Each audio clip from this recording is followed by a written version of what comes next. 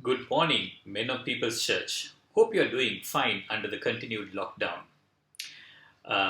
Last week, a friend of mine sent me a brief video clip that was made by Rudratej Singh, the CEO of BMW in India, who was appointed to his job last August. He first gives his staff some good advice on working under lockdown. And then, what really caught my attention was how he mentions that he had his lunch at 5:45 p.m. in the evening, and the days were getting longer. It might be a small thing, but for me, it identified someone who worked extremely hard, was driven and intent on pursuing a dream even during lockdown. I'm sure this man was busy looking at the company's business plan, the sales projections, and the costs, etc., seeing how best he can make the necessary changes to stay afloat during this difficult time. Well, on the 20th of April, a few hours after Rudratej Singh made this video, passed away due to cardiac arrest. He was 46 years old and considered to be in the prime of his career. I'm not against working hard. And in fact, God tells us that we must be good stewards, and this includes our attitudes and our work ethic. But the question we need to ask ourselves is, what are we working hard for? What are we pursuing? Is it to achieve what I call the 6 P's of the world, which is possessions, position, power, pleasure, pride, and progress?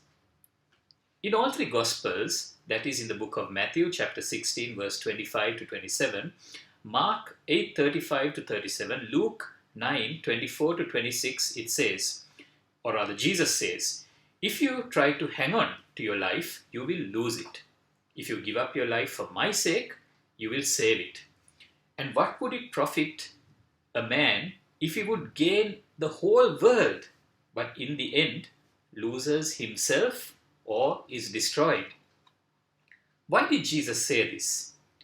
Jesus, for the first time, had told his disciples about his death.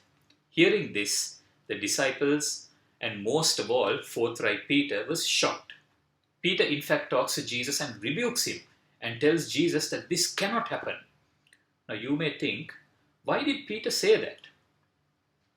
But we need to understand that Peter was new to the ministry, and in his eyes, Jesus' ministry was just starting to successfully boom. Jesus had miraculously fed many people, healed the sick, cast out demons, and preached to the crowds of people, even as we see in the chapters before this. In the eyes of Peter and the disciples and the world, there was even greater prospects for the future, and sure wanted that to continue in pursuit of maybe the 6 P's of the world that I just mentioned. Jesus, however, rebukes Peter, and in order to ensure that everyone has the right perspective, shares 3 profound points. Firstly, he says, don't try to hang on to your life, as you may ultimately lose it.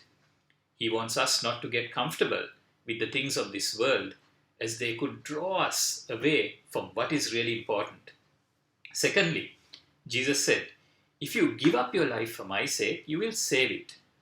Jesus wants us to commit ourselves to him wholeheartedly so that we can live out his perfect will for us. And in this only will we find true contentment in life. Finally, Jesus also said, you can gain the whole world, but if you lose your own soul, there is no profit. Jesus wants to ensure that our priorities are right. We can work hard, strive to make it in life, but at the end of the day, you will have to leave it all behind.